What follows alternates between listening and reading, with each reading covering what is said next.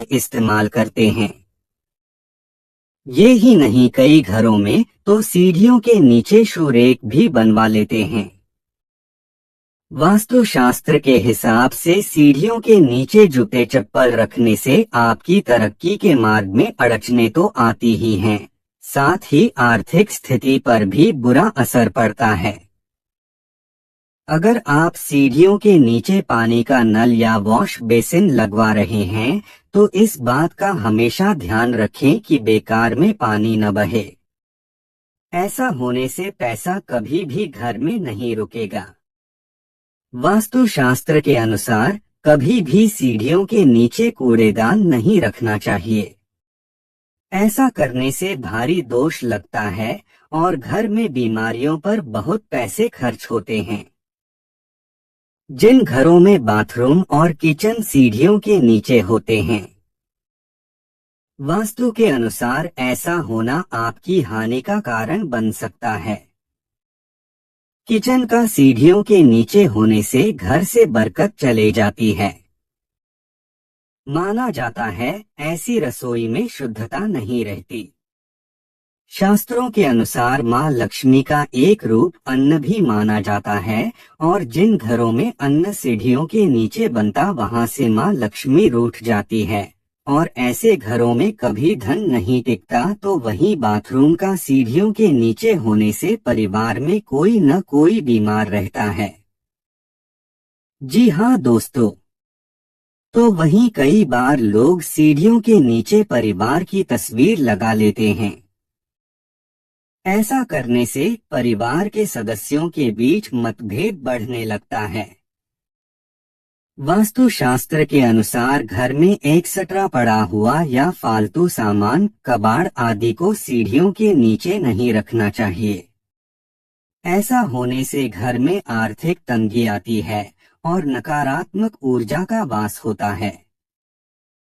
इसके अलावा आपने देखा होगा, ज्यादातर लोग अपनी सीढ़ियों को अलग लुक देने के लिए गोल गोल सीढ़ियां बनवाते हैं, लेकिन आपको बता दें ऐसा करने से आपके स्वास्थ्य पर नकारात्मक असर पड़ता है।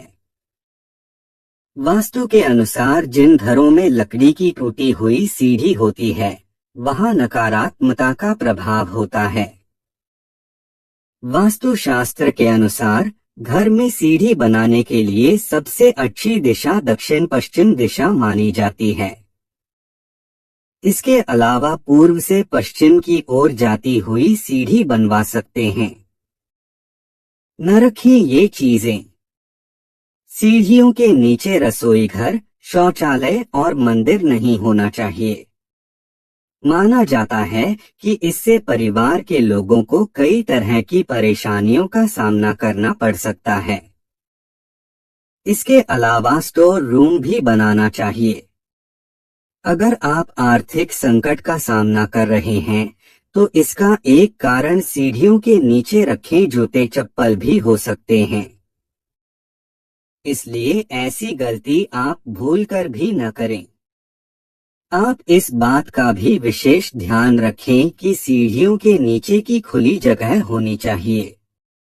माना जाता है कि सीढ़ियों के नीचे की खुली जगह होने से बच्चों को उच्च शिक्षा प्राप्त करने में मदद मिलती है। सीढ़ियां सदैव साफ होनी चाहिए। गंदी सीढ़ी होने से घर में नकारात्मकता का आगमन होता है।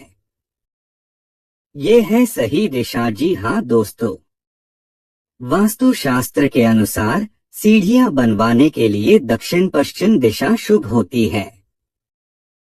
किसी दूसरी दिशा में सीढ़ियां बनवाने से बचना चाहिए, क्योंकि ऐसा माना जाता है कि इससे घर के मालिक को वित्तीय नुकसान झेलना पड़ता है। जी हाँ दोस्तों, लॉकर भले ही इस क्षेत्र को इसलिए सुरक्षित माना जा सकता है कि यह स्पष्ट रूप से दिखाई नहीं देता है, फिर भी अपने लॉकर को स्टोर करने के लिए यह एक गलत क्षेत्र है। याद रखें कि एक लॉकर में देवी लक्ष्मी रहती है और उसे सीढ़ियों के नीचे रखना उनके अनादर करने के समान है। टपकता नल वास्तुशास्त्र अनुसार सीढ़ी के नीचे एक बाथरूम का निर्माण ठीक नहीं माना जाता है। यदि आपके पास पर्याप्त जगह है तो इस जगह निर्माण करने से बचना चाहिए। इसके अलावा जगह की किल्लत के कारण यदि निर्माण करना भी पड़ रहा है तो ध्यान रखें कि कोई भी नल लीक न कर रहा हो। स्टैंड अलोन वॉश बेसिन के लिए भी इसे हमेशा ध्यान में रखें। यह रोग आदि का कारण बनता है। कचरे का डिब्बा सुनिश्चित करें कि आप अपनी सीढ़ी को हर रोज साफ करें और उसके नीचे कूड़ेदान न रखें।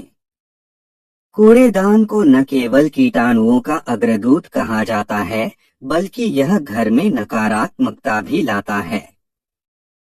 मंदिर का निर्माण यह बिना कहे चला जाता है कि आपके घर का मंदिर कभी भी सीढ़ियों के नीचे नहीं बनाना चाहिए। आपके स्वयं की तरह भगवान को भी अपने लिए एक स्थान की आवश्यकता होती है और भगवान को निवास करने के लिए एक सीढ़ी आदर्श स्थान नहीं है। मंदिर को एक अलग कोना सौंपें। जूते का मामला, अपने जूते चप्पल सीढ़ियों के नीचे न रखें। आदर्श रूप से आपका शू रैक घर के बाहर रखा जाना चाहिए और अपने जूते सीढ़ियों के नीचे रखने से बचें क्योंकि इससे घर के चारों ओर नकारात्मकता फैल सकती है जिससे घरेलू तनाव हो सकता है। नुकीली वस्तुएं। टूल शेड स्पैंड्रेल से जुड़ा एक और स्पष्ट विकल्प है।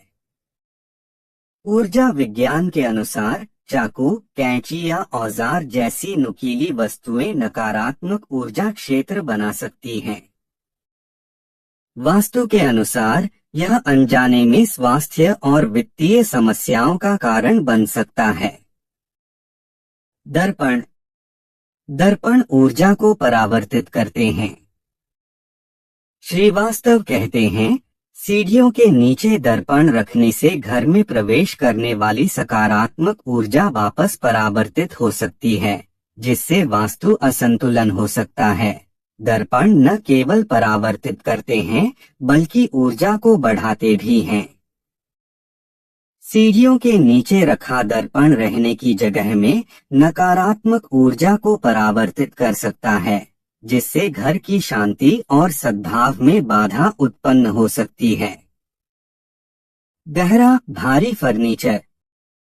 सीढ़ियों के नीचे भारी फर्नीचर या गहरे रंग की वस्तुएं भारीपन का एहसास करा सकती हैं जिससे घर के मूड और ऊर्जा पर असर पड़ता है। वास्तुशास्त्र में अगर जरूरी हो तो हल्के, हवादार और कम से कम भंडारण के उपाय सुझाए गए हैं। वास्तुशास्त्री कहते हैं, सीढ़ियों के नीचे भारी फर्नीचर ऊपर भारीपन का एहसास करा सकता है जिससे दमन की भावना पैदा होती है जिससे परिवार के सदस्यों का मूड प्रभावित होता है। कार्य या अध्ययन डेस्क।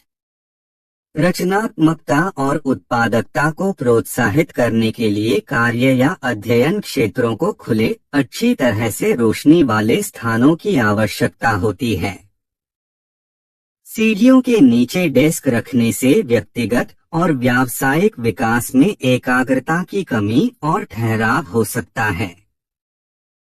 वास्तु के अनुसार सीढ़ियों के नीचे का क्षेत्र बौद्धिक या वित्तीय गतिविधियों के लिए उपयुक्त नहीं है।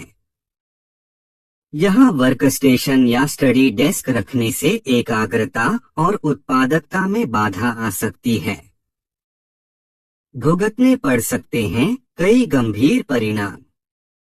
अगर आप सीढ़ी के नीचे पानी रखते हैं तो यह आपके घर में लोगों का मन अशांत करने का काम करेगा।